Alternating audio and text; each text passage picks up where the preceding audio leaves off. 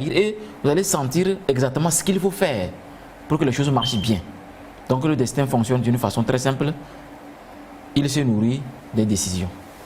Ouais, est-ce qu'on peut refaire son destin? Oui, on peut refaire son destin parce que au début, il est préétabli. Mais comme on l'a dit, ce n'est pas préétabli pour toute la vie, pour les 100 ans.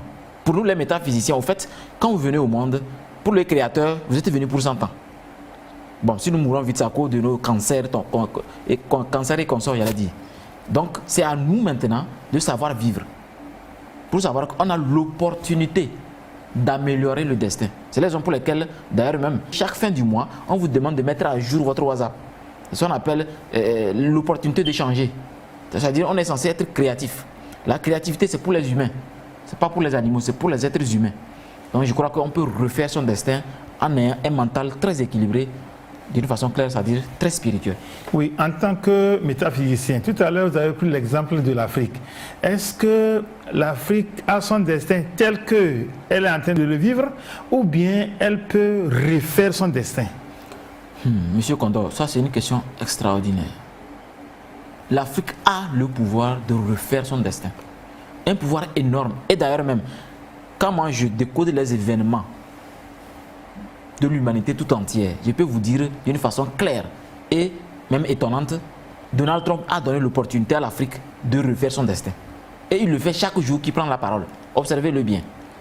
Il est en train de dire aux Africains, réveillez-vous, recréez un destin. Recréez le destin que vous méritez. Puisque c'est nous qui avons construit l'Europe. C'est nous qui avons construit les États-Unis. Réalisez l'histoire d'une façon claire, vous allez voir. Donc je crois que nous avons l'opportunité de refaire notre destin encore plus meilleur que les autres continents.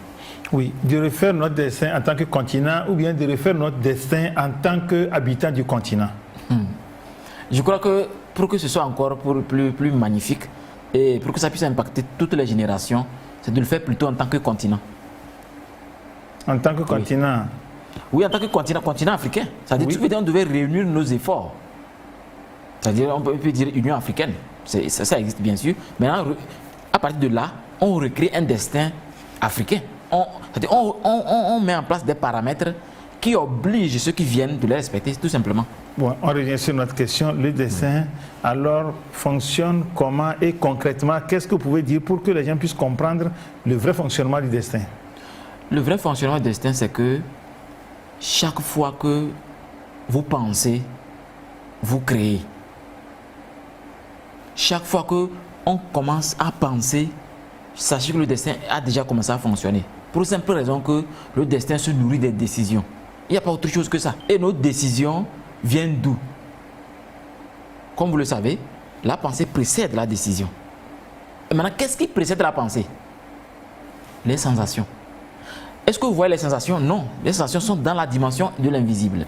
Voilà pourquoi automatiquement, d'une façon certaine, je crois que c'est avec le spirituel qu'on peut maîtriser vraiment le destin et refaire le destin. Adjani Ali, qu'est-ce que vous avez ajouté par rapport au fonctionnement du destin?